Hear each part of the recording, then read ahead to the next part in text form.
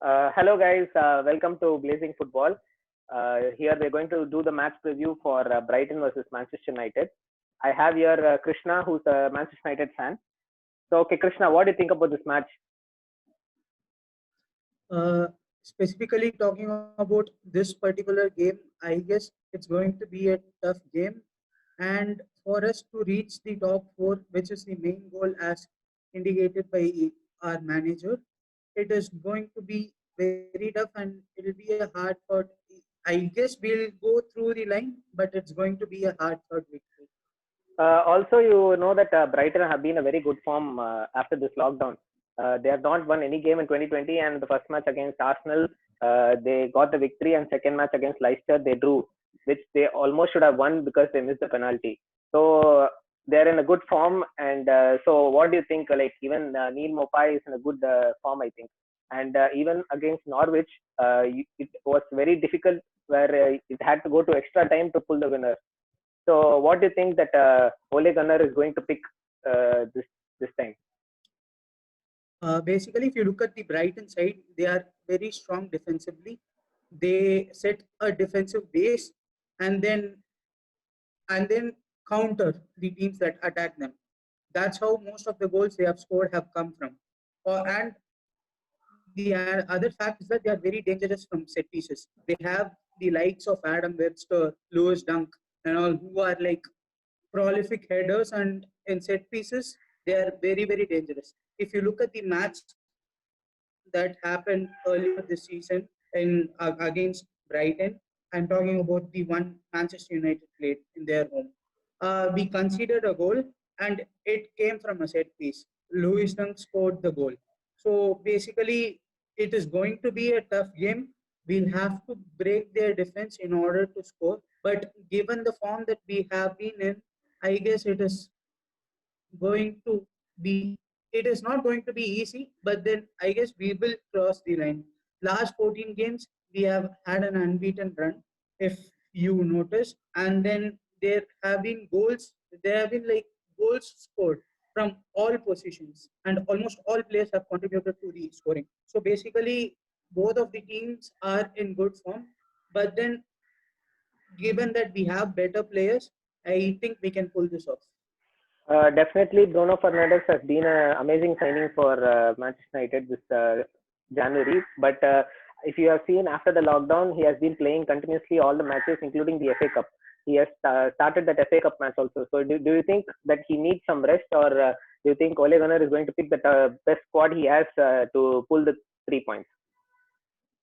This goes back to his days in Sporting.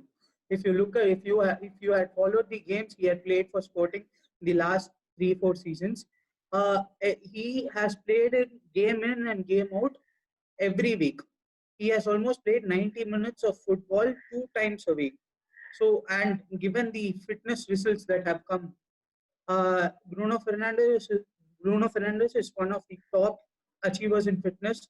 If you take out the results that have come from the lockdown fitness test, which was kept by the club, and if you also take a note, if you also take a note of what he has done for Sporting, this has been as usual, and this is quite normal for him. He's one iron of a person, and it is no, and you cannot see many injury complaints from him even from his days in Sporting. I guess he will be able to manage, and most importantly, we can leave any other player out. But Bruno Fernandes is that type of player which at this moment is very necessary and he cannot be left out of the game, especially against a strong defensive side. Okay, so So like this usually Ole Gunnar picks four at the back when he's playing against a small team where they have the more ball control, and when it comes to the strong teams, he picks three at the back to do counter attack. So, do you think at this match they're also going to hold back? So, do you think he'll go more attacking or little defensive? I don't think tactically there will be much of changes. I guess Ole Gunnar will stick to his favored 4-2-3-1 formation, and because that gives him the balance to play attacking football as well as he can play defensively. So 4-2-3-1 is such a formation where it creates a balance. And with the players we have and with the form we have been in, I don't think tactically there is going to be much of changes. Okay, as a Manchester United fan, so how do you feel about the combination of Bruno Fernandes and Paul Pogba? It's just amazing. If you look at the last season, there was Paul Pogba and only Paul Pogba. There was no other creative aspect. In the name of creative aspect, we had Andreas Pereira last time to support Paul Pogba. If you compare Andreas and if you compare Bruno, there has been a huge shift. And now that the burden doesn't lie on Paul alone, I guess he'll have more freedom and he can express himself more, which is going to be like the topmost priority for the club, and it will eventually help the club move forward. Okay, So so Bruno Krish, Fernandes and Paul Pogba link up is like very important, and it's like the perfect balance between attack and defense and whatever chance that can be created in the attacking fourth. yeah, okay. So Krishna, what do you think Ole is going to pick this week against Brighton? So I'll go. There is no brainer that De Gea is going to don the post. It is a no brainer. Then coming to the defense, I'll have a four-man defense. I think Ole will go with 4-2-3-1, and Van Bissaka, the right back, you know his performances. You know how good he has been in this season. Like defensively, he's a pillar. No one can get past him in one versus one. That's why he's called as the spider. With his long legs, wherever you go, he will follow you. So that has been one of the brightest sparks United have, and he is going to start. He's Also, going that to plan. even he has improved his attacking. Also, in this recent games, you can see that he has he has attempted to improve his attack side also, where he has put in crosses also to also like overcome that If, problem. if you have seen the press conferences and if you have noted what the coach demands from Aaron Van Bissaka in particular, he expects him to develop himself in the attacking fourth. Say, even if he is not at the level of, say, a Trent Alexander Arnold, but still he is getting there. If you see the improvement after 2020, he has like, I guess, 2 or 3 assists. I'm not very sure. And it is the most for a right back after Trent Alexander Arnold in the Premier League.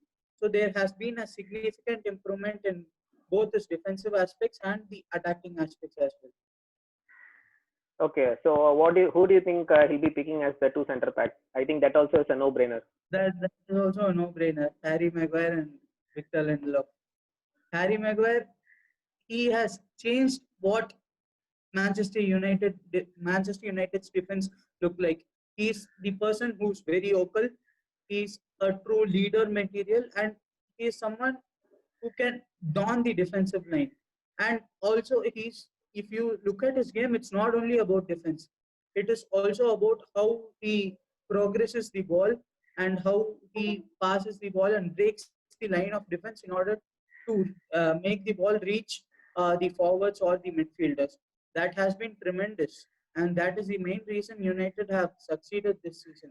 If you call whatever that has happened as a success, which in my opinion is, if you compare to last season. And then in left back is like the major question for today's game, because in the last 14 games, day in and day out, the entire 90 minutes, Luke Shaw has played. But there was a question raised in the press conference yesterday to Ole asking about Luke Shaw, and Ole had told that Luke Shaw has been in his best of his form at this moment, and he's doing pretty well. Let's see if he is going to start this game. So there is a question mark already in his position by Ole. So I guess it is going to be Shaw or Brandon Williams. And either ways, it's not going to matter much because both of them offer the similar set of skill sets. Both of them are good going forward and equally strong defensively. So I don't think it is going to be a problem. So it is either Luke Shaw or Brandon Williams. Yeah, in the even left. I have noticed that Harry Maguire like has been a very like important signing for Manchester United, where he has made the like a stability for the defense, and also like except that one mistake which he did against Tottenham, like he put one foot wrong only where like Bergwijn scored. That was his mistake. Other than that, he has not like done any big mistakes as to like for the defense. And also Lindelof has been like they have formed a very good partnership. So I think like definitely Maguire and Lindelof will be starting. While it comes to left back, like many Manchester United fans before they were criticizing Luke Shaw because he has been here for 6 years I think in Manchester United, but like he has not like lived up to the expectations. But now since he has like been injury free, where and he has been performing consistently, and I think all Manchester United fans are very happy about that. That finally he's been showing his true potential. The important thing you'll have to note here is Maguire might be outclassed in pace wise. Yeah. He is not that fast. But if you see Victor Lindelof, he is not that strong in the air. So basically, they both complement each other. Lindelof covers Maguire for the pace, and then Maguire covers Lindelof when it comes to air balls and when it comes to actual defending or intercepting or tackling. So this is like an amazing partnership that has been formed in the heart of the defense by the United players. Okay, so who do you think he'll be picking for the midfield three? The midfield, yeah, the most difficult and the most toughest question lies here. If you want to break a team that is very strong defensively, then I'm pretty sure you need to play both Paul Pogba and Bruno Fernandes. If both Paul Pogba and Bruno Fernandes play, the question arises is who will cover them defensively, because both are attack minded, both tend to go forward a lot. So if you need someone to cover defensively, Scott McTominay and Fred aren't as good as Matic for that role. Matic is like the CDM, if you call him. He just covers the entire defense. He'll be there everywhere in defense, be it in the center of the pitch, be it on the right side, be it on the left side, everywhere. So I guess if you have to play Bruno and Pogba together, Matic is a very key link because he's the one who sits back and prevents the counter attacks. So Matic, my midfield trio for this game would be, and most probably what Ole would field is Matic, Pogba, along with Bruno Fernandes as number 10. Okay, the front three now. Front Come three. again? Front three. Front three. Front three again. Anthony Martial as the striker and Rashford as winger. You cannot replace these two. These two have been phenomenal this season. Both have scored 19 goals each this season, 14 in the Premier League, 14 each in the Premier League, with Rashford having, I guess, 6 assists and Tony having 4. So it's like the dream forwards one would ask for in a Manchester United colours. And most importantly, Rashford hasn't been to that form yet after returning from the coronavirus period or the break, whatever it is. This game would be very important for him to get back to form because if you take a look at the first game, he came in as a substitute and still he did. I guess he started. Yeah, he Yeah. started, and he wasn't up to that level against Tottenham because it was his first game back and he was not ready for that level per se. I wouldn't say not ready, but he wasn't that comfortable as soon as he came. Then the second game happened and he improved massively. He missed some sitters, that is there, but then he started creating those movements. He started drifting right. He started going left. He started giving crosses. He had 2 assists for Tony. So those kind of things. So he's slowly coming back into his rhythm, and I guess this match he will start and he will make an impact by scoring a goal also. And the striker, it's a no-brainer, Anthony Martial. Just know he has had his first hat trick. The hat trick after it came like after 7 years. Last hat trick by a United player in a Premier League game was by Robin Van Persie in the 2013 season. After that, it was the first hat trick, and he is again in the form of his life. The way he dribbles, the way he wriggles past defenders, the way he finishes. He's just. I haven't seen Anthony Marshall this happy in the club ever since he joined. If you take a look at the training photos, if you take a look at the social media, his comments and all, everything is sarcastic. I don't even know from where did Ole bring out his sarcasm, because he was always that serious type of personality, not talking much and not expressing much. But he has changed, and he has changed for the good is what I see. And then coming to the right wing, I think Ole would prefer Daniel James in the right wing because he was rested against Norwich and he didn't get any minutes in the Norwich game. In fact, he was not even in the squad. So I guess he would start Daniel James in the right wing. He's electrifying. All those through balls which Bruno and Pogba are able to get him to, he will run and get the ball for you. And his work rate is also tremendous. As forward as he goes, he comes back in the defense also and helps out the defense.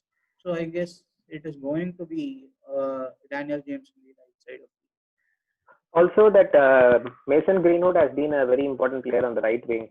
Like he has been a tremendous player for Manchester United this season, a youngster who has come in and proved himself in many places where he has scored a lot of goals also.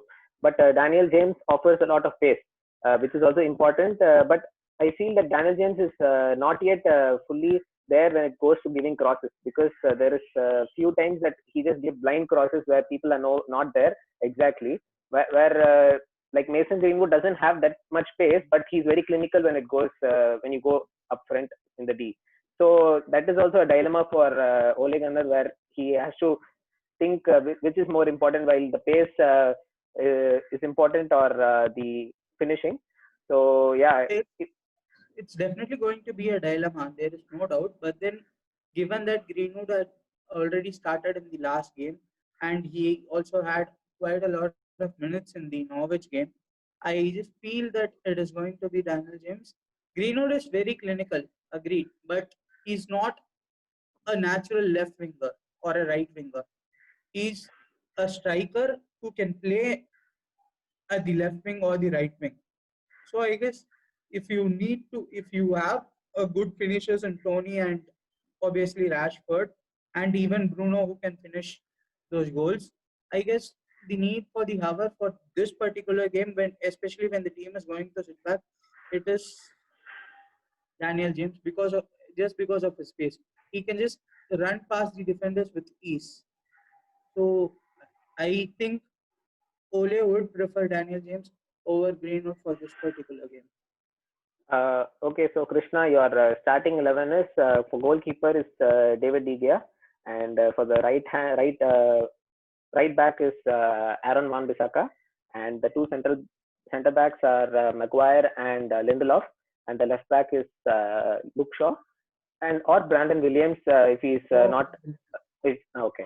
And the midfield three is Paul Pogba, Matic, and Bruno Fernandes. And the front three are left wing Martial, no, striker Martial, left wing Rashford, and right wing is Daniel James. So guys, this is his starting 11. If you accept it, please comment down. If you want to put your own 11, please comment down. That's it for today. Please like, share, and subscribe. And Krishna will be back here for the match review and his player ratings for the match. That's all, guys. Thank you.